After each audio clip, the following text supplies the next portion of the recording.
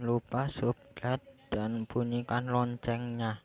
Cina mulai was-was, Bahrain peringatkan Cina soal gawatnya permainan timnas Indonesia yang sudah mulai padu di tangan Patrick Kluivert.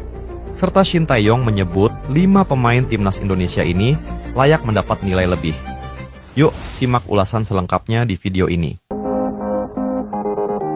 Seperti telah kita ketahui bersama, Bahrain baru saja merasakan keganasan timnas Indonesia setelah takluk dalam lanjutan laga grup C kualifikasi Piala Dunia 2026. Bertanding di Stadion Utama Gelora Bung Karno, Jakarta, skuad Garuda menang 1-0 berkat gol oleh Romeni. Namun yang menjadi sorotan, meski hanya menang 1-0 atas Bahrain, timnas Indonesia sebenarnya mendominasi permainan. Setidaknya ada 2 kesempatan emas lainnya yang gagal menjadi gol, yakni melalui tendangan Marcelino Ferdinand dan Eliano Reinders di babak kedua.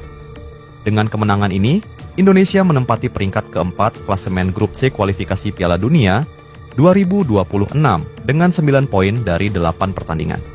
Dengan 2 laga tersisa, peluang Indonesia untuk finish di 4 besar atau lanjut putaran keempat masih terbuka lebar.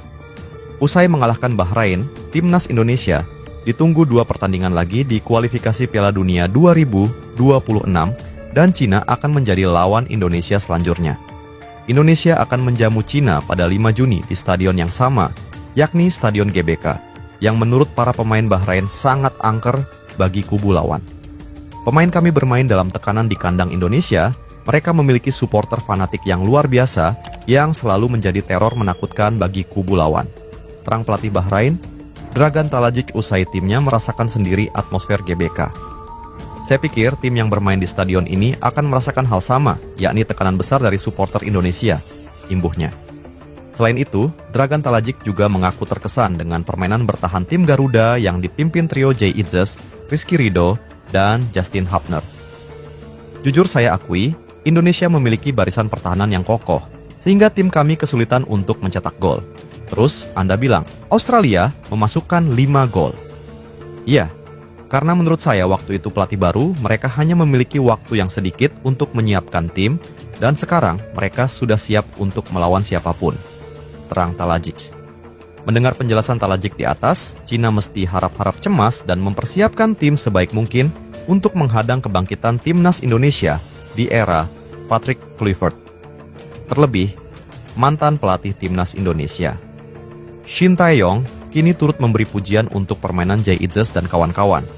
Shin Tae-yong yang berada di Jakarta dan melakukan nonton bareng atau nobar laga Indonesia versus Bahrain mengaku terkesan dengan permainan memukau tim Garuda yang dipimpin 2 gelandang kreatif Tom Hai dan Joe Pelupesi. Selain itu, Shin juga meyakini penampilan timnas Indonesia masih bisa lebih bagus lagi, terutama dalam hal penyelesaian akhir setelah kehadiran oleh Romeni. Saya turut senang pemain Indonesia sudah mulai padu dan sudah mulai memahami strategi yang dimaterikan Coach Patrick. Tapi memang ada beberapa momen yang sangat disayangkan, padahal kita bisa memanfaatkan peluang dengan baik untuk mencetak gol lebih banyak. Tapi, karena hasil menang, jadi kita harus tetap memberikan dukungan kepada pemain agar bisa dapat kemenangan lagi ke depannya, ucap Shin Tae-tong. Di lain sisi, Shin juga menyebut 5 pemain timnas Indonesia ini berhak mendapat nilai lebih karena penampilan memukaunya di laga melawan Bahrain. Siapa saja pemain yang dimaksud Shin Tae-yong? Simak ulasan lebih lengkapnya sekarang juga. 1. Rizky Ridho. Rizky Ridho mewarisi jiwa-jiwa pahlawan dalam pertempuran 10 November Surabaya. Dia berjibaku, bahkan dengan 1 kaki yang mengalami cedera untuk terus berjuang hingga akhir. Ya, pada menit-menit akhir laga, Rizky Ridho mengalami cedera. Tim pelatih bahkan sudah menyiapkan skema bermain dengan 10 orang. Namun, Rizky Ridho kembali dan masih bisa memberi kontribusi penting. Rizky Ridho tercatat masih mampu melakukan 6 sapuan, 2 intercept, 9 aksi bertahan, dan 4 pemulihan penguasaan bola. Dan yang paling luar biasa, pada awal babak kedua, dia menyapu bola yang harusnya masuk ke gawang Marten Paes. 2 Joe Pelupesi. Laga kemarin adalah debut bagi Joe Pelupesi, debut yang sangat spesial. Dia memberi kesan yang sangat mendalam bagi fans Indonesia walau mungkin aksinya tak terlihat menonjol. Pelupesi tak mencetak gol, tak membuat assist, juga tak melakukan tackle-tackle atau sapuan penting. Namun kehadirannya di lini tengah sangat penting. Dia adalah unsung hero bagi skuad Garuda. Plupesi membuat Indonesia tak pernah kalah jumlah saat Bahrain membangun serangan balik. Dia juga seringkali bergerak untuk menutup jalur umpan.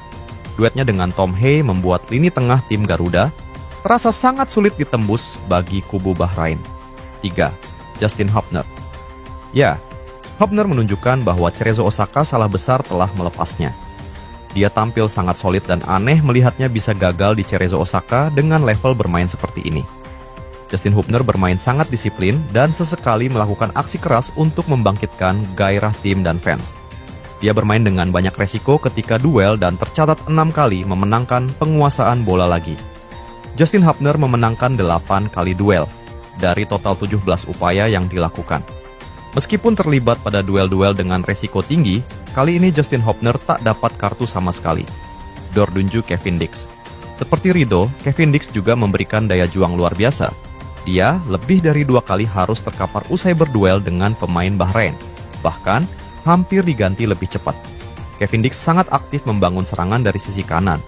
Bahkan, dalam catatan FotMob, pemain 28 tahun itu 2 kali menerima bola di area kotak penalti lawan. Hanya saja, pada menit-menit akhir sebelum diganti, performanya turun drastis. Dia beberapa kali kehilangan posisi dan membuat pemain depan Bahrain leluasa menembus wilayahnya. Kata Ole Romeni. Ole Romeni benar-benar menjadi harapan baru bagi fans timnas Indonesia. Aksinya di lini depan sangat menentukan dan kualitas itu menyihir seisi stadion Gelora Bung Karno. Ole Romeni hanya 2 kali melepas shot sepanjang laga, 1 menjadi gol. Dia sangat efektif saat mendapat peluang. Ini adalah faktor yang sangat penting bagi penyerang. Namun, ada yang sedikit berbeda dari Ole Romeni dibanding saat melawan Australia. Kali ini, dia tidak banyak bergerak melebar. Dia lebih sering berada di tengah karena memang Ragnar Oratmankoen dan Marcelino Ferdinand menjalankan tugas dengan baik. Salah satu media ternama Belanda, Radio NPO5, ikut mengulas langkah yang diambil PSSI dalam merekrut pemain berdarah Indonesia dari negeri kincir angin. Dalam artikel mereka, media yang berbasis di kota Den Haag tersebut menyampaikan pandangan yang membuat heboh pentas persepakbolaan Belanda. Menurut mereka, PSSI telah menggerogoti kekuatan timnas Belanda secara perlahan-lahan. Mereka menyoroti strategi ini sebagai langkah negatif karena ketergantungan pada pemain naturalisasi. Sorotan ini semakin mencuat ketika beberapa pemain resmi bergabung dan pihak PSSI dilaporkan terus aktif mendekati calon nama lainnya. PSSI secara aktif naturalisasi pemain-pemain muda berbakat Belanda untuk memperkuat timnas Indonesia. Selama masa Erick Thohir, hampir setiap pertandingan FIFA selalu membawa pemain naturalisasi baru, tulis radio NPO5. KNVB harus segera bertindak tegas untuk menanggulangi langkah licik dari PSSI. Mereka sudah tidak segan lagi untuk membujuk para pemain yang notabene adalah pemain timnas Belanda kelompok umur. Terang, radio NPO5. Kalau program naturalisasi yang digalangkan oleh PSSI terus berlanjut, maka bukan hal yang tidak mungkin jika timnas Belanda akan kesulitan mencari bakat-bakat muda terbaik di masa depan, imbuhnya. Memang, dibandingkan dengan masa lalu di mana pemain yang dinaturalisasi bermain di Liga 1, pemain yang dinaturalisasi saat ini adalah pemain yang sangat bertalenta dan berkarir di Liga Top Belanda. Sebut saja ada nama Calvin Verdong, Jay Itzes, Kevin Dix, hingga Mes Hilgers. Mereka adalah pemain yang sebelumnya pernah memperkuat timnas Belanda kelompok umur dan kini memperkuat tim-tim elit Eropa, namun memilih untuk membela Indonesia. Pemain satu ini sudah menyatakan ketertarikan untuk membela timnas Indonesia. Tinggal PSSI yang mau menyambut sang pemain atau tidak. Jonathans diketahui memiliki darah keturunan dari kakeknya yang berasal dari Depok. Nama marganya merupakan salah satu dari 12 famili yang pernah mendiami wilayah itu di masa pemerintahan kolonial. 2. Tristan Goijer. Pemain berusia 20 tahun ini belum menyatakan minat membela timnas Indonesia atau tidak. Goijer sendiri memang punya darah keturunan. Saat ini, ia membela PSV Zwolle. Eliano Reinders mungkin bisa membantu membujuk sang bek untuk berkostum tim merah putih. 3. Jairo Riedewald. Pesepak bola Royal Antwerp ini kabarnya sudah positif akan menjalani proses naturalisasi menjadi warga negara. Riedewald disebut memiliki darah keturunan dari Maluku. Posisi aslinya memang pemain belakang. Namun Riedewald bisa diturunkan juga sebagai gelandang bertahan yang tentunya akan menambah kekuatan timnas Indonesia. 4. Pascal Struijk. Pemain Leeds United ini juga sudah lama digadang-gadang akan menjalani proses naturalisasi. Pengalaman Struijk tampil di Liga Inggris tentu akan sangat berguna. Sayangnya, kedatangan pemain satu ini akan membuat lini belakang Indonesia semakin sesak. Saat ini saja sudah ada beberapa nama termasuk pemain keturunan di posisi tersebut.